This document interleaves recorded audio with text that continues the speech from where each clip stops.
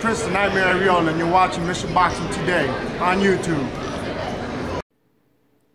Heavyweight boxing fans, what's the deal? So I am picking Joseph Parker to win this fight, but I was just breaking down some Dimitrenko, some tape, watching some fights of his, and I know how he fights, but I just did some further in-depth breakdown. And if Joseph Parker cannot get past Dimitrenko's jab, he's going to have a hard time, man. Not to say he won't win the fight, but the fight may go the full distance. He may have a little trouble. He may look bad in certain spots. But one thing Dimitrenko is going to do, and you can put your money on it, is jab. Whether he's pressuring you or whether you're or he takes the passive role and lets you be the aggressor, he will jab. He's like a, you know, if you try to put up the high guard, he turns like into a tall pressure fighter almost. And I don't mean with a high work rate of combinations, but just his jab. You know, he'll double up the jab, triple up the jab. He loves throwing the jab. And when you're 6'7", you know, 6'7", 83-inch reach, I mean, that comes, you know, with no surprise. But he's a well-conditioned fighter. He fights in a rhythm. And he has textbook fundamentals for a tall fighter. You know, keep up the high guard, work behind your jab, then let your right hand go, find an opening with your jab, create everything off the jab.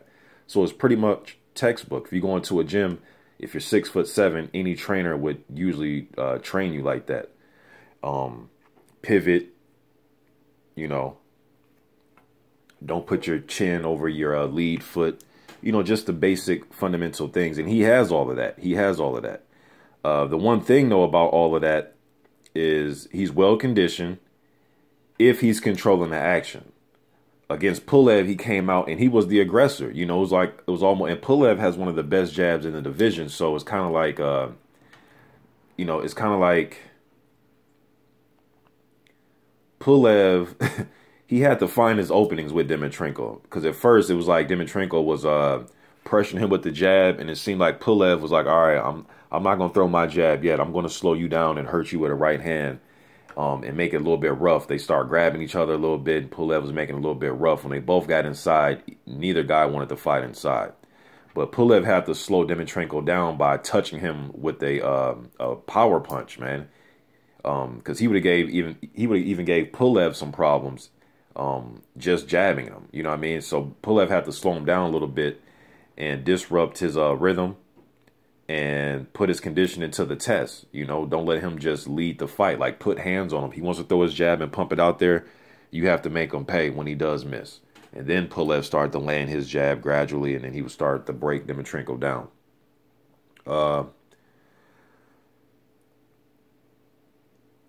Chambers and guys like Purity, you know, they put up the high guard, and they made, you know, Dimitrenko, like, Purity was walking him down a little bit.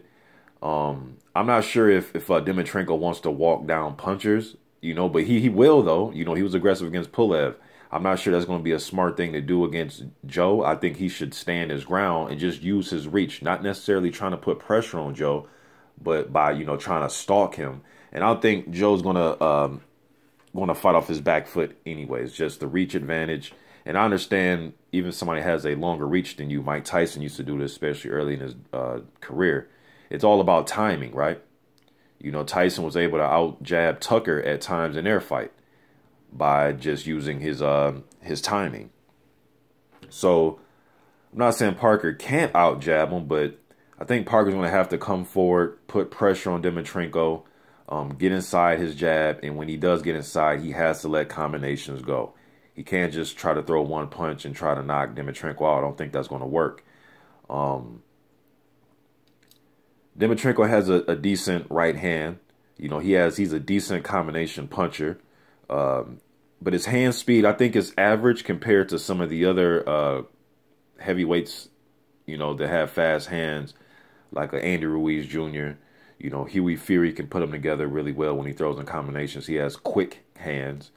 There's some other guys out there, but his defense, Dimitrenko has holes in it. You know, he's a big guy, man. You know, when you're big like that, you're going to have some holes in your defense. You're a big target. You know, you're 6'7". You know, you can't cover everything up. You're just a big target, man. So he does have holes, but he has a decent chin. And with that jab, sometimes, like I said, it could be so predictable sometimes because he doesn't really change the speed up on it. Sometimes he's just a headhunter with the jab. And he lands it for the most part, but it can be countered over the top. Pulev was able to do it. A few other fighters were able to do that. Just his jab is just predictable, and it's just one speed. It's one rhythm. But I do think he has a chance in this fight. If Joe can't get past the jab, and Dimitrenko can move a little bit. He did it against Chambers. He did it against Purity. I mean, he will move and work his jab. He loves the jab, man. So if you can disrupt his jab, you're going to have success against him. It's just how it is. But if you can't do anything with his jab and the rate that he's throwing it at, and if he starts to throw combinations behind the jab and really gets his confidence up, Joe's going to have a tough night. He's going to have to get Dimitrenko's respect. And I think Dimitrenko will come out and respect him, but I mean once they get in the ring respect. I'm not talking about he respects him as a fighter, but get his respect on the behalf of, you know, you're not going to walk me down. If anything, I'm going to make you react to me. That's what Joe's going to have to do. But if he tries to fight Dimitrenko from a distance and try to peck away and try to pot shot, not going to work. I think Dimitrenko will out jab him and he will upset him in New Zealand. But I'm going to go with Joe in this fight. I do think Dimitrenko has a chance. I think there are some things there. His jab, and that's his best weapon to me.